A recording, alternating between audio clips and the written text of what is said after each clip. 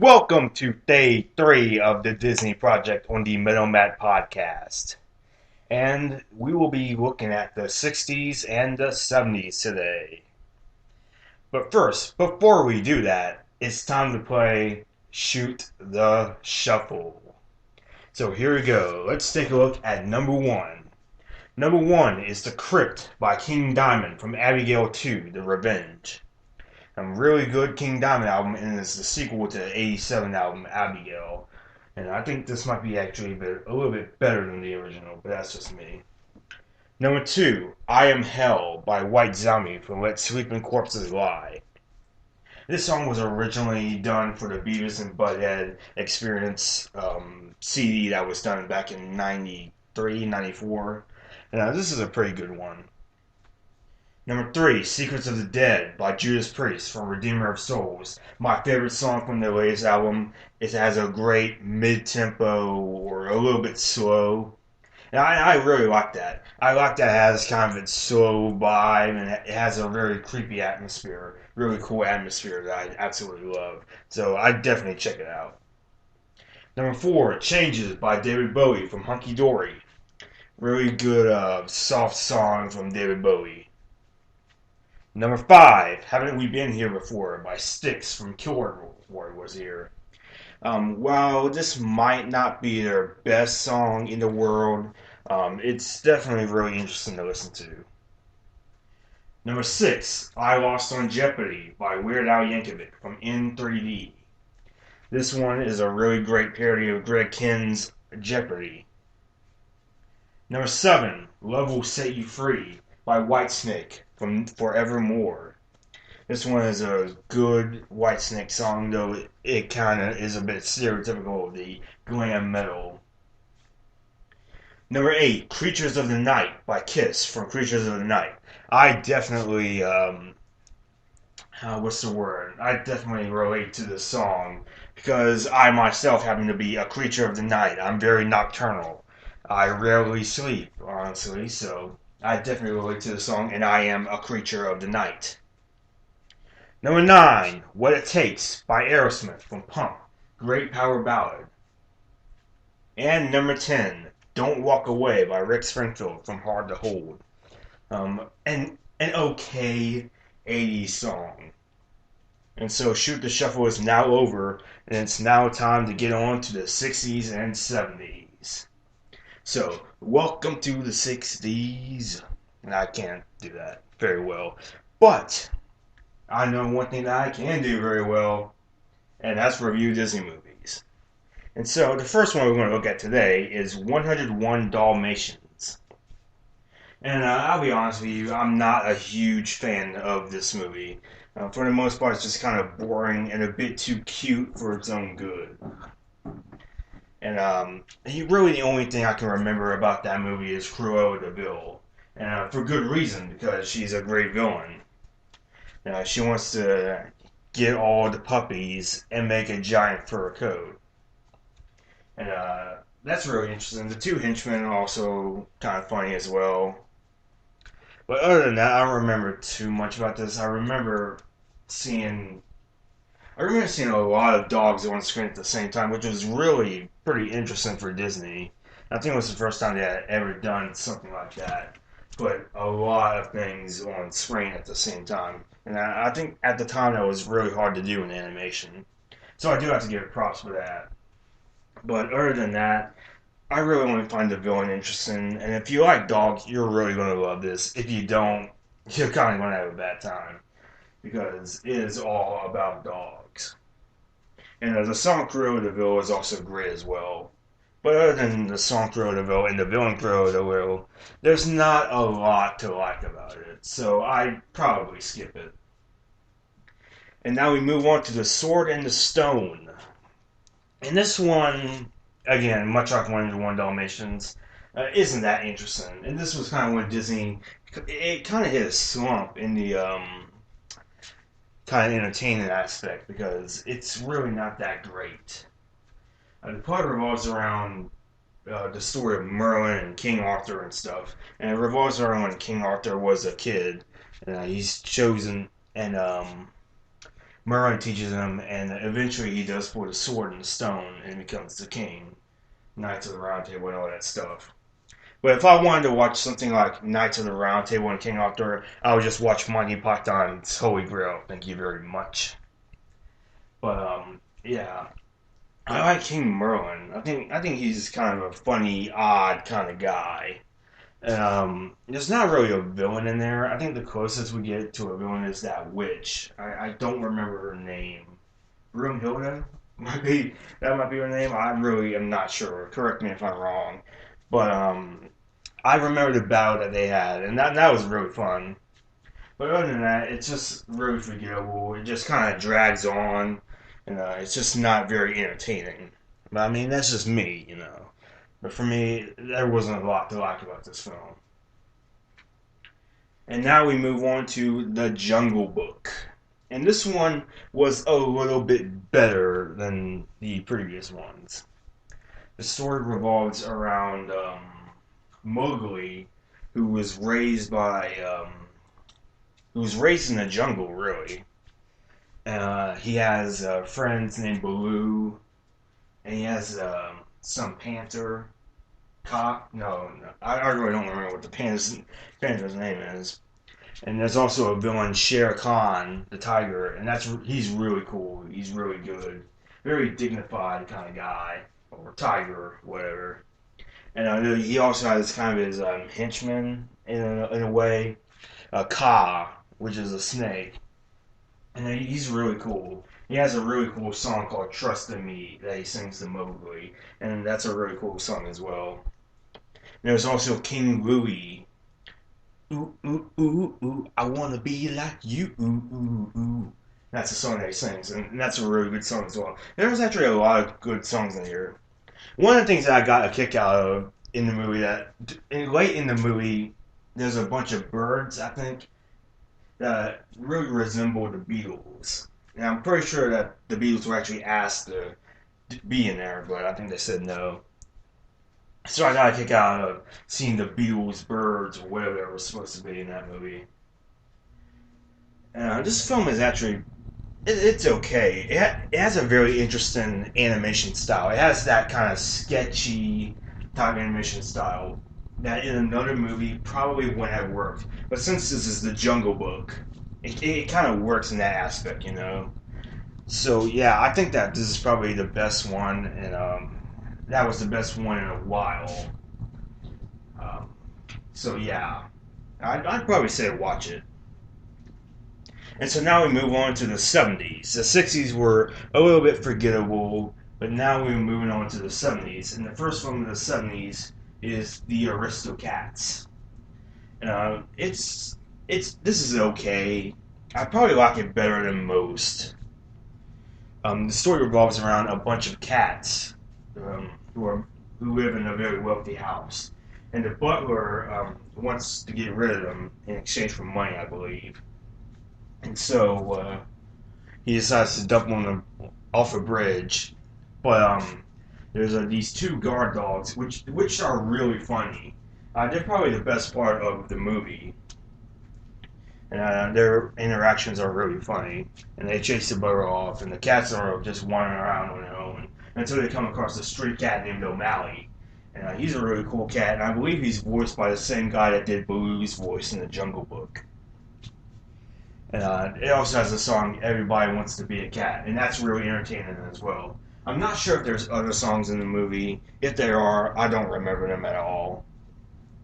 I mean, and the film is really cute. It kind of has that cuteness factor that Disney is so good at.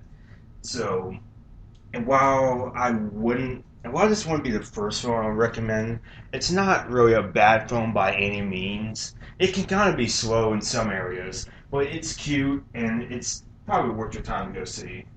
See, that's just a little bit of time waster. And so now we move to Robin Hood, and this is a great film. This is absolutely great. And all the characters are animals. And I think this is the first time it's been happened. I think this is the first time that anthropomorphic animals, have all been the cast in a Disney film. I could be wrong, but I think this is the first time that no humans were in there. And Robin Hood is now a fox, which is very clever. And he's best friends with a bear who is really just Boo. I think he even has the same voice as Boo. So, and I think some of the animation in this were recycled from the Jungle Book. And Prince John, the phony king of England, he's ruling along with his snake. I don't remember the name of Hiss. That's the name. Hiss is a snake, and those two are really funny. They're probably the best part of the movie. Prince John is one of the best comedic villains I think in all of animation, and he and Hiss really do fight like an old married couple. You know, like Hiss at one point, Robin Hood and his bear friend, the friend that's a bear. Um, they disguise themselves as old ladies, and they slyly steal rings from Prince John. And it's like Hiss is like, and he's like, "Stop hissing in my ear," and Hiss, "Oh, that's the last hiss you'll ever do." And that's really funny. And they just fight like an old married couple, and it's so entertaining to watch. And Robin Hood is a really likable hero. And the finale is just great. It's really action packed. You know, it has lots of fire, lots of action. You know, you think he's going to escape, but there's another thing that might happen. And it's just, the finale is just really fantastic. So, on the whole, Robin Hood is really just a lot of fun. And a really, really good film. So, I definitely recommend it. And so now we move on to my all-time favorite Disney film, and that is The Many Adventures of Winnie the Pooh. And this is my favorite film in all of Disney because I don't know the character of Winnie the Pooh is just so likable. You know, I don't know how people could hate Winnie the Pooh. You know, he's just so likable. And really, all the characters in there are likable. Tigger is awesome. Piglet is really cool as well. So there's just a lot of really good characters. And this one is basically a bunch of shorts because there are shorts that appeared in the '60s, like before movies and stuff. But this is one where they put it into a full picture. And the first short revolves around Winnie the Pooh and a honey tree, where Winnie the Pooh is trying to get honey from a tree, and he's going to try and make it work. And that's just really good to see. The animation, it's kind of that, what's the word I'm looking for? Oh yeah, it has that really cool animation style. It's kind of in the style of the Jungle Book, but not really. So this was a really cool film to see. It's really funny. And the other one is Winnie the Pooh and the Blustery Day. And this is where Tigger comes in, I believe. And it's a really cool. Tigger is a really cool guy. You know, he's bouncing around all the time, and it's just really fun. And Gopher is also a character in that too. He's really good as too. And okay, I'm trying to think what else happens in this movie. Oh yeah, the Heffalumps and Woozles dream sequence. That's really cool. That is trippy, man. You feel like you're on acid watching that, man. And just a lot of the animation is just really good, and it really reminds me of Dumbo's Pink Elephants on Parade. And that's really what it reminds me of. Not that that's a bad thing or anything like that. And then somehow it turns into a flood. Like it goes from a very blustery day to a very blustery night, and then all of a sudden it starts raining, like for no reason. It goes from very windy to just total flood. And so I guess the 100 Acre Wood has very bad weather conditions, but yeah, this is a really cool one too. And also, Winnie the Pooh and Tigger 2. That's a really good one. That's probably my favorite of the segments in that movie. And it revolves around Rabbit. He doesn't. Rabbit really doesn't like Tigger in this one. And Tigger has just been bouncing on anyone, just for fun. That's what he do. Tigger just loves to bounce, and after all, he is the only one. And so Rabbit, takes Pooh and Tigger on an expedition to get rid of Tigger. But unfortunately, it doesn't work. And Rabbit, he gets lost in the forest, and it's really terrifying. Like it really is. Just a lot of really dark animation there. And so it's really good. And Tigger and Roo are also friends in this one. And they jump up on the tree, and unfortunately they get stuck in there. And I also like how I really like how it often breaks the fourth wall in this one. Like the narrator will really just kind of pop in to give like some type of comment or something like that. And then the final segment, it's really where he kind of interacts the most with them, because he does something like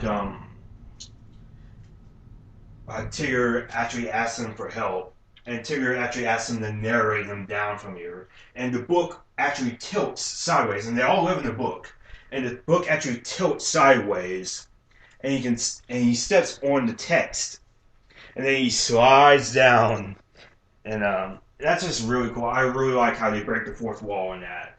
And it's one of the good parts about this movie. The fact that it doesn't really take itself very seriously. It knows what it is. And I like how they just break the fourth wall, how they really don't care. So overall, I think Winnie the Pooh is a very great movie. It's very cute. And I absolutely love it. And it's my favorite Disney movie of all time. And so now we move on to the final Disney movie of the 1970s, and that is The Rescuers. And boy, do I remember a lot about this. Not. Yeah, I really do not remember a thing about The Rescuers. I know that there was like these mice that set up like a detective agency or something like that. And I remember an annoying little girl being involved in all of it. But other than that, I don't remember too much about it. Miss Bianca and somebody else. I can't remember the name of it. I think the male mouse is voiced by Bob Newhart. But other than that, I don't remember too much about it. I remember that they do have to save this little girl from a couple of villains. But other than that, it's really forgettable. It's perhaps Disney's most forgettable film. Probably not their worst film, but yeah, maybe the most forgettable one. I don't remember a thing about this. So that's my Rescuers review. I don't remember too much about it. I'm not even going to try and look it up because it's probably not even worth remembering anyway. So I really do not like the Rescuers. So that's all for the 60s and 70s Disney, and I will be back with the 80s.